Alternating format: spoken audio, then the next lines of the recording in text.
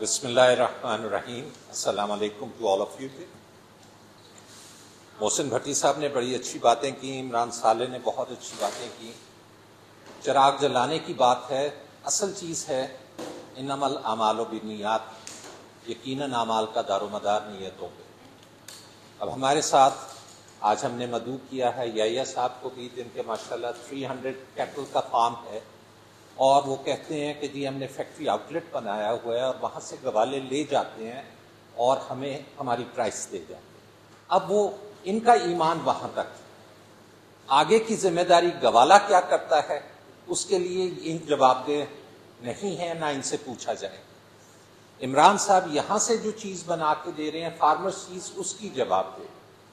ہم لوگ as a chefs ایسوسی ایشن آف پاکستان کو جب ریپرزینٹ کرتے ہیں اور بچوں کو ٹریننگ دیتے ہیں تو ہم ذمہ دار ہیں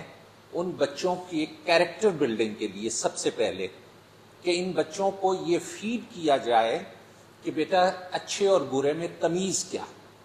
کیونکہ آپ کو ایک قسم کے جیسے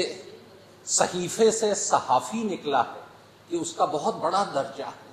اسی طرح شیف جو ہے وہ ایک قسم کا اللہ کا نائب بن جاتا ہے کہ خدا بھی روزی بانٹتا ہے، یہ اس روزی کو پکا کے لوگوں کو کھلاتا ہے. اب اگر یہ بددیانت ہو گیا اور اس نے 2 نمبریاں کرنی شروع کر دی تو بھٹی صاحب جیسے ابھی آپ نے یہ بتایا ہے، یہ ہمارے بچے جو ہمارا مستقبل ہے، ہم پیچھے رہ گئے اتنے.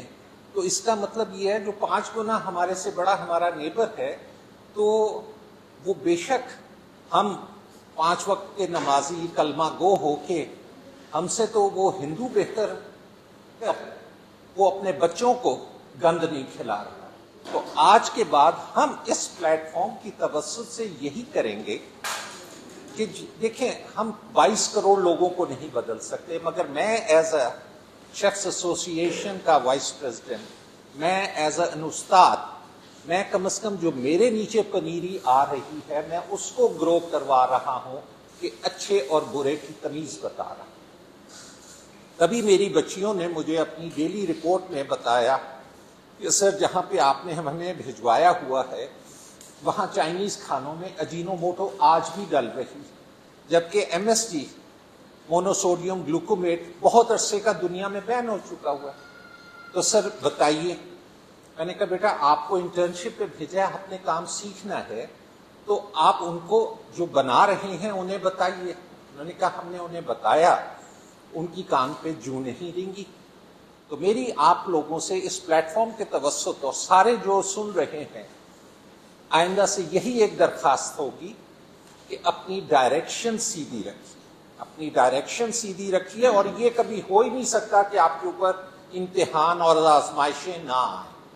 مگر ثابت قدم رہنے والے بچے، بچیاں، استاد، شیفس کبھی ناکام نہیں ہوں گے. اگر عمران صالح نے یہ پروو کر دیا ہے کہ اتنی بڑی مارکیٹ اور یہ 1.5 کروڑ کے لاہور کی آبادی کے شہر سے اس کا یہ ایک گھر سے شروع ہونے والا، گیرج سے شروع ہونے والا چیز آج پشاور سے لے کے کراچی تک جا رہا ہے،